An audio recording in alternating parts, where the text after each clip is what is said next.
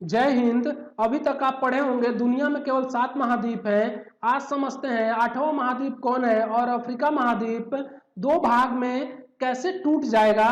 तो यहाँ पे आप लोगों को एक भाई साहब नजर आ रहे होंगे और ये भाई साहब मुझे तो अफ्रीका के नजर आ रहे हैं और इनके सर के ऊपर बाल भी नहीं है, फिर भी ये एक ऐसे स्थान पे खड़े होकर सेल्फी का मजा ले रहे हैं जो स्थान अफ्रीका से टूट के अलग हो रहा है और ये बहुत ही खतरनाक स्थान है और ऐसे स्थान पे ये सेल्फी का स्टंट कर रहे हैं और ये स्टंट इन्हें कितना भारी पड़ सकता है इन्हें इस बात का कोई एहसास नहीं है। ये समझ रहे होंगे कि ये जो टूटा हुआ भाग है ये तो जमीन के अंदर दरार पड़ रहा है, लेकिन इन्हें ये नहीं पता है कि ये जो भाग है ये अफ्रीका से टूट के धीरे धीरे जो है कि अलग हो रहा है। इन्हें इस बात का कोई एहसास नहीं है।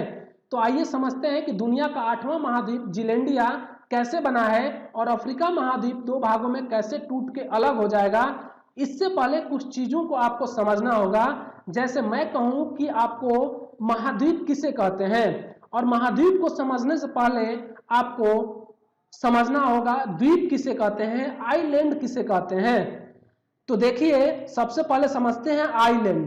तो आइलैंड उसे कहते हैं एक छोटा सा जमीन जो चारों तरफ पानी से घिरा हो तो उसे आइलैंड कहते हैं। इट मीन्स डैट कि मान लीजिए कि ये आपके पास छोटा सा जमीन है और इसके चारों तरफ जो है कि आपका पानी है, इसे ही हम आइलैंड कहते हैं या द्वीप कहते हैं। लेकिन जब ये छोटा सा जमीन का टुकड़ा बहुत बड़े हिस्से में हो, क्या हो, बहुत बड़े हिस्से में हो और इसके चारों तरफ पानी हो तो इसे महाद्वीप कहते हैं। क्या कहते हैं? इसे महाद्वीप कहते हैं। तो दुनिया में ऐसे ऐसे 7 महाद्वीप हैं, लेकिन क्या होगा अगर कोई स्थल खंड है जो 3 ओर से पानी से घिरा हुआ हो तो उसे हम क्या बोलते हैं? अंतरीप बोलते हैं या केप बोलते हैं। जैसे मान लीजिए कि कोई हमारे पास यह स्थल खंड है जो 3 ओर से, अगर मैं बात करूं, पानी से घिरा हुआ है और इसका एक स्थल जो है कि जमीन से लगा हुआ है तो इसे हम अंतरीप बोलते हैं, अंतरीप बोलते हैं। इसको इंग्लिश में केप बोलते हैं।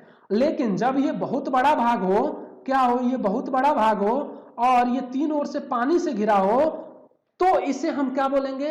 प्रायद्वीप बोलेंगे या पेनिनसुला बोलते हैं। प्रायद्वीप या पेनिनसुला बोलते हैं।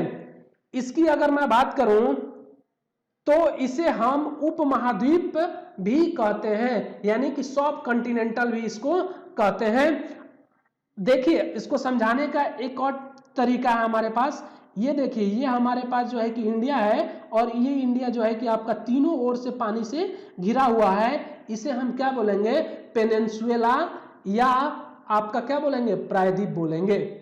ठीक है। और भारत की अगर मैं बात करूं तो भारत एक आपका सब कॉन्टिनेंटल है। इसके अंतर्गत जो भी देश आएंगे उन सारे देश के बारे में मैं बताऊंगा कि सब कॉन्टिनेंटल के अंतर्गत, भारत का जो सब कॉन्टिनेंटल है इसके अंतर्गत कौन कौन से देश शामिल है, उन सारे चीजों के बारे में मैं वीडियो के लास्ट में बताऊंगा। तो दोस्तों, आप लोगों को अगर मेरा वीडियो अच्छा लगे और आप लोग को मेरा कंटेंट पसंद आए तो आप लोग कृपया हमारे चैनल को सब्सक्राइब करें, लाइक करें और अपने मित्रों, अपने दोस्तों में फॉरवर्ड करें। तो आइए समझते हैं कि जो हमारे कॉन्टिनेंटल हैं, जो 7 कॉन्टिनेंटल हैं, उसमें सबसे बड़ा कॉन्टिनेंटल कौन है, फिर उससे छोटा कौन है, फिर उससे छोटा कौन है और इनकी मेन विशेषता क्या है उसके बारे में समझते हैं, जो आपको किसी और चैनल पे नहीं मिलेगा, सिर्फ और सिर्फ स्मार्ट जीके ट्रिक पे मिलेगा। तो देखिए, सबसे पहले अगर मैं बात करूं तो ये वाला जो आपको दिख रहा है ना हिस्सा, ये वाला कहलाता है, यहां से ये वाला जो है कि आपका कहलाता है एशिया महाद्वीप। क्या कहलाता है? एशिया महाद्वीप। और क्षेत्रफल की दृष्टि से ये सबसे बड़ा है तो इसको मैंने एक नाम दे दिया। और इसकी विशेषता ये है कि इस कॉन्टिनेंटल को सभ्यता का पालना कहा जाता है, क्योंकि सभ्य मानव सबसे पहले यहीं आए थे। उसके बाद से दूसरे स्थान पे जो क्षेत्रफल की दृष्टि से सबसे बड़ा आता है तो ये आता है आपका अफ्रीका महाद्वीप। और ये अफ्रीका महाद्वीप को हमने दूसरा नाम दे दिया, क्षेत्रफल की दृष्टि से दूसरा सबसे बड़ा है। इसकी विशेषता क्या है? देखिए, मानव जाति का पालना कहा जाता है इस अफ्रीका महाद्वीप को, यानी कि सबसे पहले मानव कहाँ आया था? अफ्रीका महाद्वीप में। और वो कैसा मानव था? आदि मानव था। नंगे घूमते थे। क्या करते थे? नंगे घूमते थे।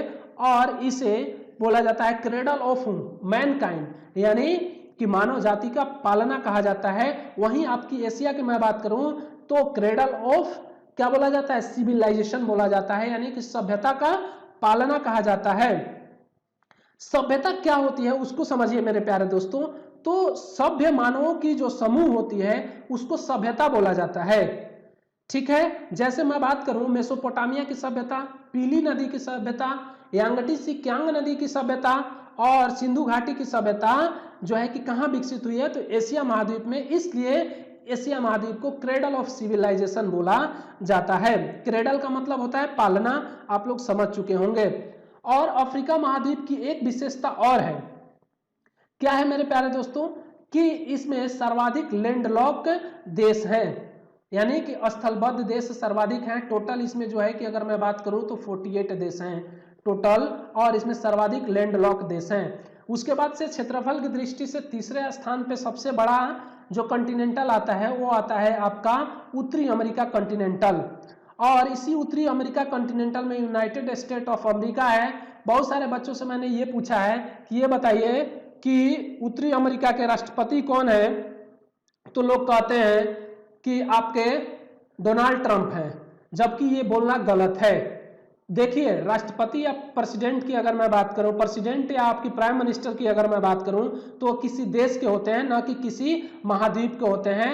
तो डोनाल्ड ट्रंप जी जो हैं वो आपके यूनाइटेड स्टेट ऑफ अमेरिका के राष्ट्रपति हैं, ना कि जो है कि उत्तरी अमेरिका कॉन्टिनेंटल के आपके जो है कि राष्ट्रपति हैं। अब इसकी विशेषता क्या है उत्तरी अमेरिका की, ये एक तो तीसरे स्थान पे सबसे बड़ा क्षेत्रफल की दृष्टि से है। दूसरी बात कि यहाँ पे आपका यूएसए में एक अलास्का पड़ता है, और अलास्का की मैं बात करूं तो यहाँ पे हजारों धुआं की घाटी पाई जाती है जिससे धुआं निकलता रहता है, ये भी इसकी विशेषता है। और सबसे बड़ी विशेषता इसकी ये है कि इस जो कॉन्टिनेंटल में कोई भी ऐसा देश नहीं है जो स्थलबद्ध है। सब जो है कि इसके किनार पे स्थित है, यानी कि समुद्र से सारे देश जो है कि इसके घिरे हुए हैं। टोटल इसमें 50 देश हैं, और 50 देश में कोई ऐसा देश नहीं है जो आपका स्थलबद्ध है, लैंडलॉक है। ठीक है, उसके बाद से चौथे स्थान पे क्षेत्रफल की दृष्टि से सबसे बड़ा जो आता है वो आता है दक्षिणी अमेरिका महाद्वीप। तो इसकी अगर मैं बात करूं तो इस महाद्वीप की प्रमुख विशेषता है कि इस महाद्वीप को सांपों का महाद्वीप कहा जाता है, या पक्षियों का महाद्वीप, यानी कि सबसे ज्यादा रंग बिरंगे जो पक्षी मिलेंगे वो आपके दक्षिणी अमेरिका कॉन्टिनेंटल में मिलते हैं। तो ये क्षेत्रफल की दृष्टि से चौथा बड़ा जो है कि कॉन्टिनेंटल है। पांचवा कॉन्टिनेंटल की मैं बात करूं तो पांचवा सबसे बड़ा कॉन्टिनेंटल आपको ये नीचे दिख रहा होगा, जो है कि व्हाइट, इस महाद्वीप को श्वेत महाद्वीप भी कहा जाता है। इसका नाम है अंटार्कटिका। ये पांचवा क्षेत्रफल की दृष्टि से सबसे बड़ा महाद्वीप है। ठीक है, क्षेत्रफल की दृष्टि से पांचवा सबसे बड़ा महाद्वीप है, और इसे जो है कि विज्ञान के लिए समर्पित महाद्वीप कहा जाता है। और जानते हैं कि भारत का जो दक्षिणी गोलार्ध में दक्षिणी गंगोत्री है, जो वहां पे सर्च के लिए वैज्ञानिकों के द्वारा स्थापित किया गया, वो रिसर्च के लिए, केवल रिसर्च करने के लिए यहाँ पे लोग जाते हैं, और यहाँ पे परमानेंटली कोई रह नहीं सकता है। तो केवल रिसर्च सेंटर जो है कि अंटार्कटिका में बनाया गया। जैसे आपका मैं बात करूं तो दक्षिणी गंगोत्री, ठीक है, यहीं पे बनाया गया। उसके बाद से जो आता है कॉन्टिनेंटल, वो आता है आपका यूरोप कॉन्टिनेंटल। यूरोप की अगर मैं बात करूं तो ये छठवां सबसे बड़ा जो है कि आपका कॉन्टिनेंटल है। तो इसको मैंने 6 नाम दे दिया। अब इसकी विशेषता क्या है, देखिए इसमें एक तो छोटे छोटे देश हैं, और वो छोटे छोटे देश बहुत ज्यादा विकसित देश हैं, यानी कि सर्वाधिक डेवलप जो कंट्री की अगर मैं बात करूं तो यूरोप के कंट्री है।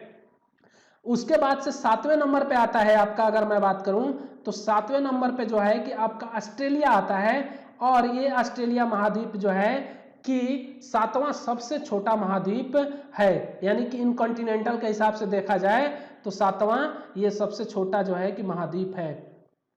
लेकिन एक्चुअली की अगर मैं बात करूं कि एक्चुअली में इसे क्या बोला जाता है, ओशिनिया महाद्वीप बोला जाता है। ये जो है अगर आप हिस्से देख रहे हैं तो ये वाला हिस्सा टोटल जो है ये न्यूजीलैंड को पकड़ लिया जाए तो ये ओशिनिया महाद्वीप कहा जाता है। इसको भी समझते हैं कि इस ओशिनिया महाद्वीप के अंतर्गत कौन कौन से देश शामिल है उसको समझिए। तो देखिए आपको दिख रहा होगा ये आपका ओशिनिया महाद्वीप है, और इस ओशिनिया महाद्वीप का विस्तार देखिए, समझिए। ये तो आपका ऑस्ट्रेलिया है।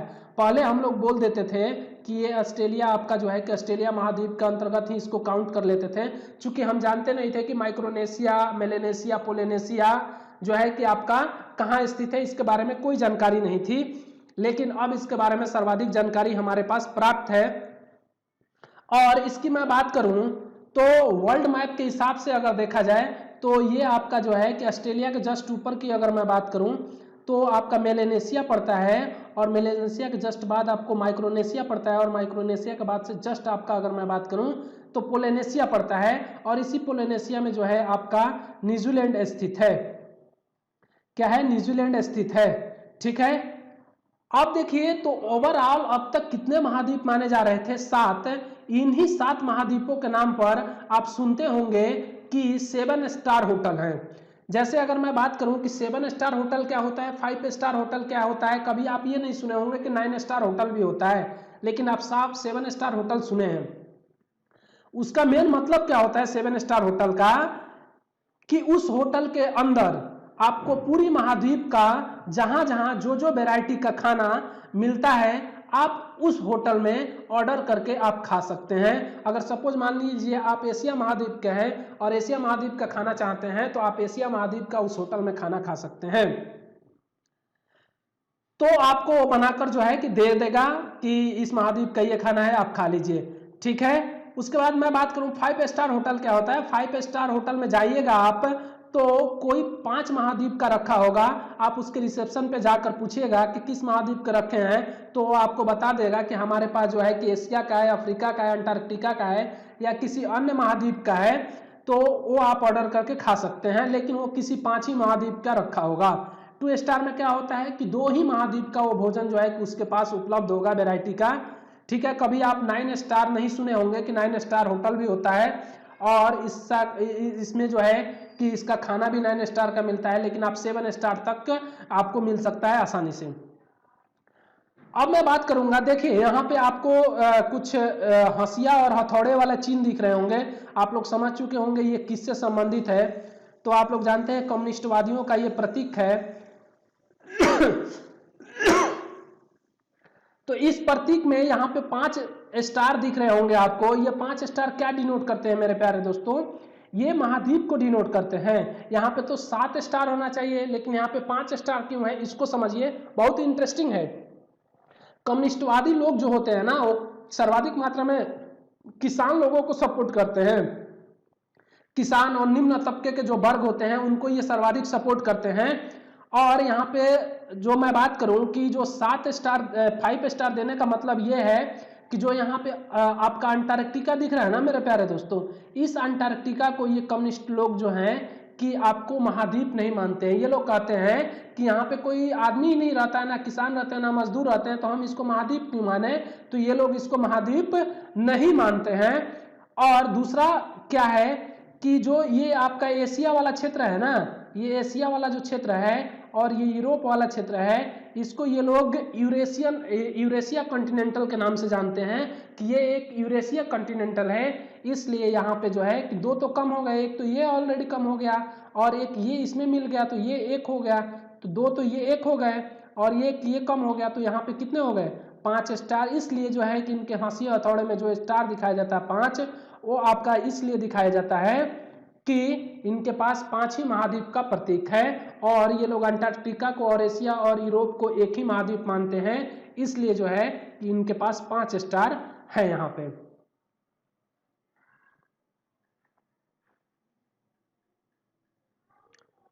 अभी हम देखते हैं कि जो 8वां महाद्वीप है हमारा वो कौन सा है, उसको समझिए मेरे प्यारे दोस्तों।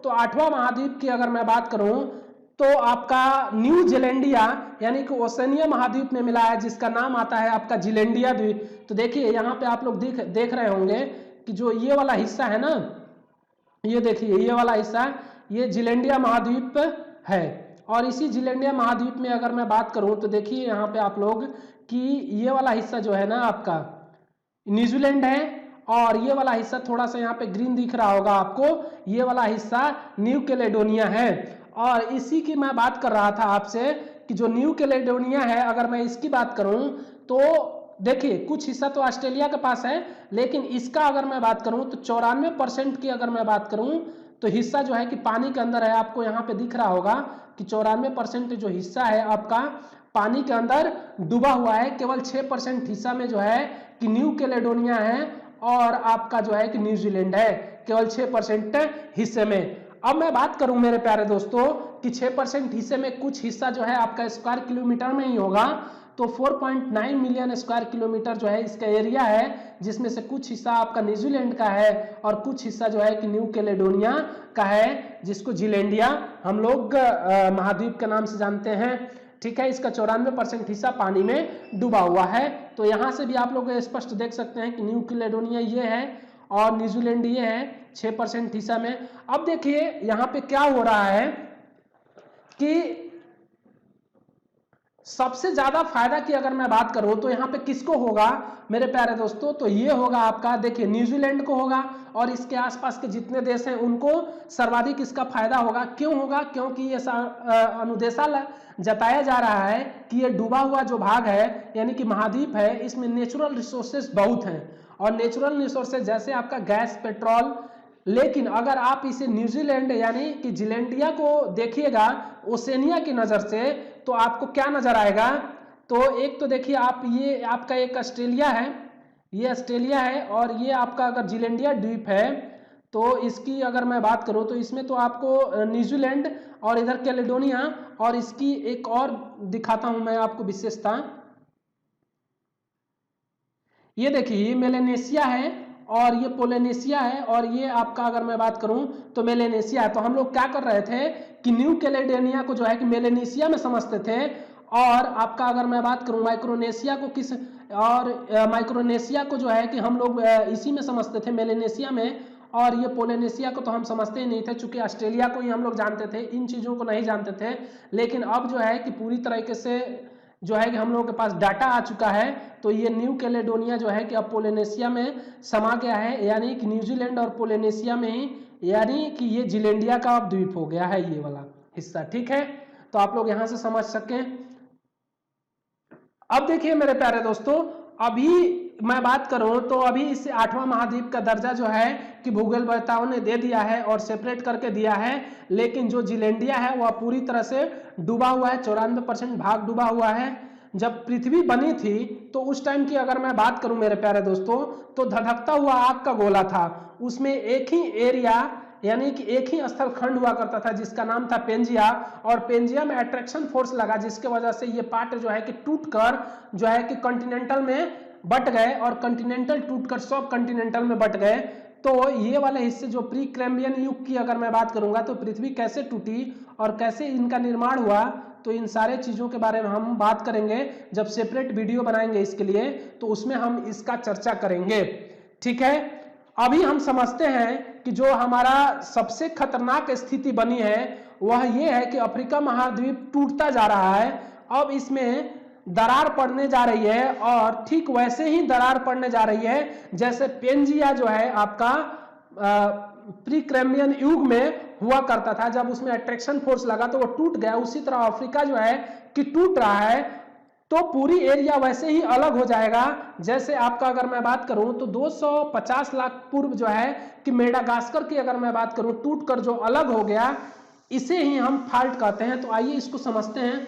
देखिए ये हमारा जो है कि अफ्रीका महाद्वीप है, और इस अफ्रीका महाद्वीप की अगर मैं बात करूं तो इस अफ्रीका महाद्वीप का ये जो ईस्टर्न वाला पार्ट है ना, ये वाला पार्ट टूटकर ये अलग हो रहा है। जैसे आपको यहाँ दिख रहा होगा, यहाँ से टूटकर ये अलग हो रहा है, ये धीरे धीरे क्या हो रहा है, फैल रहा है। जैसे मेडागास्कर 250 लाख वर्ष पूर्व जो है कि ये टूटकर ये अलग हो गया, ये अफ्रीका का ही भाग है। देखिए अगर इसको यहाँ पे फिट किया जाए तो बिल्कुल फिट हो जाएगा। देखिए इसका एरिया बिल्कुल इससे मैच कर रहा है, तो अगर आप इसको इसमें ले जाकर फिट करेंगे ना तो ये बिल्कुल फिट हो जाएगा। और फिट होने के बाद से इसी तरह जो है कि ये मेडागास्कर जो है कि आपका अलग हो गया, और भारत जो है, भारत का जो प्रायद्वीपीय भारत है अगर मैं उसकी बात करूं नीचे वाले हिस्सा का, दक्षिणी भारत का, तो ये वाला हिस्सा जो है कि अफ्रीका में कभी हुआ करता था, और ये टूट कर जो है कि यहाँ से टूटकर धीरे धीरे खसकते खसकते जो है कि भारत के जाके नीचे वाले हिस्से में चिपक गया।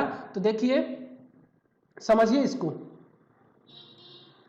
ये वाला जो हिस्सा है ना आपको, इसकी अगर मैं बात करूं तो ये यहाँ से टूटकर, ये अफ्रीका महाद्वीप से टूटकर धीरे धीरे खसकते यहाँ पे जाके जो है कि चिपक गया, और इस तरीके से ये पूरा भारत का निर्माण हो गया आपका।